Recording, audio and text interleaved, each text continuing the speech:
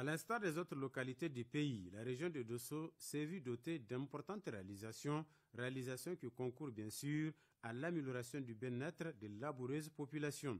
Dans les grands axes du programme de Renaissance Acte 3 et fort du slogan « Consolider et avancer », la région de Dosso a eu une part belle et en un an, le bilan est plus que satisfaisant, a renchéri le gouverneur de la région de Dosso, qui d'ailleurs met un accent particulier sur les efforts déployés dans le cadre de la promotion et la consolidation de la paix. Dans le domaine de la santé, le taux de couverture sanitaire a évolué à 50,21%. Sur le plan sécuritaire, on déplore la récurrence des conflits intercommunautaires dans certaines communes de la région de Dosso. Ces conflits sont souvent liés à l'intolérance et à la méconnaissance du code rural. Pour cela, le Conseil régional de sécurité et les conseils départementaux de sécurité ont renforcé la présence et la fréquence des patrouilles mixtes départementales, régionales, de la force d'Amissa et de l'escadron mobile de gendarmerie de Tankassari. Toutes ces réalisations du programme de Renaissance Acte 3 du président de la République, chef de l'État, son Excellence M. Mohamed Bazoum, ont de manière significative amélioré les conditions de vie de nos populations. Je voudrais à leur nom réitérer mes remerciements au chef de l'État pour l'intérêt qu'il accorde au bien-être de ces populations.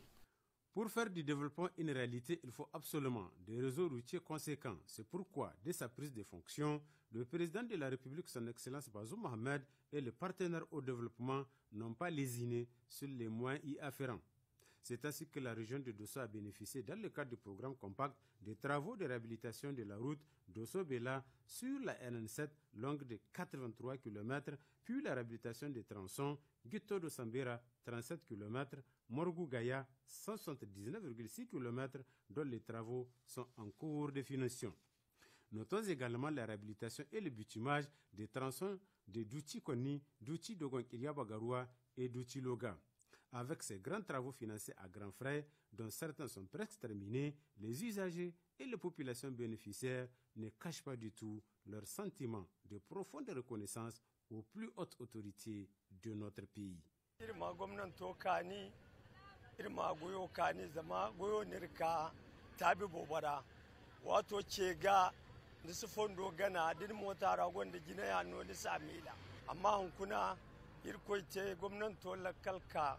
Laboga alakalka fondaga irwir min alhamdulillah ir furo goyo albarkara ir ma goyo kanimo bur sa presidency ir koy ma zamano borendi ir koy mir barakul halasi jin dadi mu ba mu san abin da zamu ci ba ma saboda shekara da shekaru mu a cikin wahala ta hanya amma gashi Allah ya kawo mana sauki aikin ba ida ba amma mu har yanzu sai mu ce alhamdulillah tunda mun samu sauki yanzu ma da an kaso mu aikin.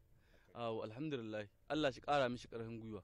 Dans le volet agricole, la région a bénéficié des travaux de réhabilitation des digues au niveau des aménagements hydro-agricoles, des terres aménagées en petite irrigation, des seuils, des mini-barrages. Ces réalisations se chiffrent à un coût global estimé à plus de 5 milliards 37 millions de francs CFA.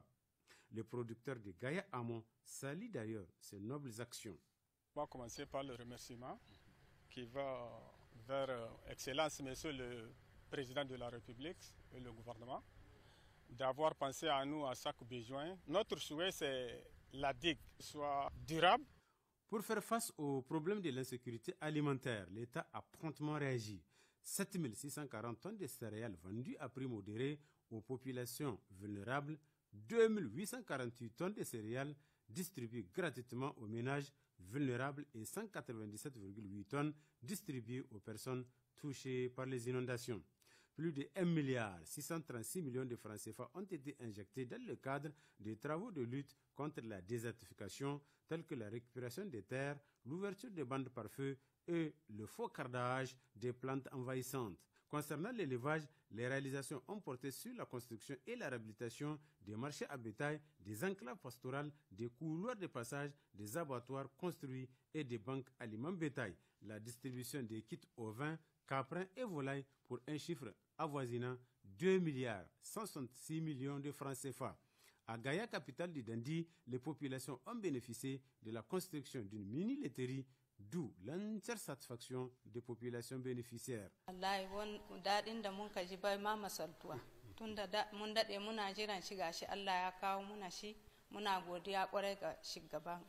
remercie le gouvernement concernant cette mini-laiterie qu'on nous a fait à Gaïa. On est très ravis. Dans le domaine de la santé, les chiffres parlent d'eux-mêmes et les investissements sont lourds. 20 ambulances médicalisées, 3 véhicules de supervision, la construction des CSI, la transformation des cases de santé en CSI et d'équipements flambant neufs. La population a pu bénéficier d'un appui de 3 ambulances et aussi nous avons la radio. On a soulagé le bien-être socio-économique des populations et aussi nous avons l'échographie et surtout pour consulter les femmes. Donc vous voyez par rapport à la santé maternelle, il y a un appui très significatif. Autres investissements de taille. Dans le volet communication, la station régionale ORTN de Dosso et les centres émetteurs Faisceau de Dosso ont bénéficié de matériel de pointe dernière génération et défient toute concurrence avec une meilleure amélioration des images et sons.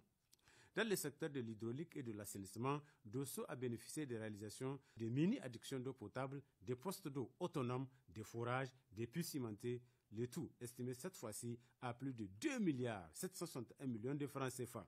Les bénéficiaires ne cachent pas aussi leur sentiment de profonde reconnaissance.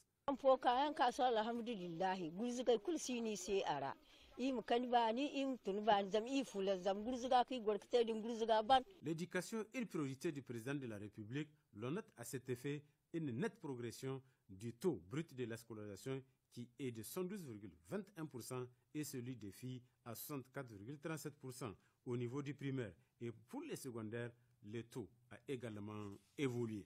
À tous les niveaux d'enseignement, un accent est mis sur la bonne gouvernance, l'efficacité et la gestion de l'école. Comme vous savez, le président de la République a dit qu'il fait de l'éducation son pivot. Effectivement, nous pouvons retenir un certain nombre de points. Donc, premièrement, les infrastructures. Donc, il y a des infrastructures de l'État et aussi des partenaires. Nous retenons, par exemple, au niveau de l'État, 46 classes sont construites ou achevées. Et au niveau des partenaires, ils ont construit 53 classes, 14 latrines, 70 préfabriqués. Donc, on ne peut pas seulement s'arrêter aux infrastructures. On peut aller à l'amélioration de la situation de la jeune fille à l'école. Donc, après l'adoption de la SNAF, c'est une stratégie. Donc, l'État aussi, le président a décidé de construire des internats au niveau des régions. Donc, nous aussi, à Dosso, on a un internat en construction, à Zumbu précisément. Il y a 2 internats où il y a eu poste de premier père à Tanda. Donc, globalement, au niveau de la région de Dosso, 19 internats ont été programmés. Il faut aussi voir la qualité de l'enseignement-apprentissage. Dans les soucis d'améliorer les compétences de nos enseignants, parce que c'est ça le défi. Si l'école ne marche pas, c'est que quelque part, les enseignants ont des difficultés. Donc, le président a pensé à ça. Donc, dans le cadre de la mention de la qualité de l'enseignement-apprentissage, une réforme curriculaire a été adoptée. Le président de la République est là-dessus. Cette réforme curriculaire va permettre alors l'introduction des langues, ça les bilinguistes, parce qu'on a constaté que les enfants bilingues sont plus appropriés à poursuivre les études d'apprentissage que les traditionnels. À part l'introduction de langues, il y a aussi le renforcement des capacités des enseignants eux-mêmes et même de leurs encadreurs. Ça, pendant l'an 1 du président de la République, il s'est attelé à ce que aussi les niveaux des enseignants et de leurs encadreurs soient améliorés. Toujours dans les soucis d'améliorer les compétences, maintenant à la base, la formation initiale des enseignants. Pour améliorer sensiblement effectivement les niveaux des enseignants, le président a pensé à leur relever le niveau de recrutement des élèves maîtres de l'école normale. Cette initiative nous a permis de recruter au niveau de la région de Dosso, à l'école normale de Dosso, 355 élèves maîtres, tous bacheliers, dont 259 boursiers de l'État. Et encore, il y a aussi, je ne vais pas parler de ça, il y a eu le recrutement direct des enseignants du secondaire qui ont fait l'école normale supérieure. Les scientifiques, tous les scientifiques sortis de l'école normale ont été recrutés par le président. En tout cas, depuis l'engagement qu'il a pris, nous, on était très fiers, parce qu'on s'est dit, s'il arrive à mettre ce qu'il a dit, nous, on ne peut que se satisfaire. Parce que c'est notre domaine, c'est notre milieu, nous on ne veut que ça. Alors ce qu'il est en train de faire, on ne fait que qu'encourager. Effectivement, la situation qui est en train de se passer, et ça va améliorer les conditions de vie des élèves et des enseignants. En somme, toutes ces réalisations faites dans le cadre du programme de la Renaissance Acte 3 du président de la République visent l'amélioration des conditions de vie des populations et en général le développement socio-économique du pays.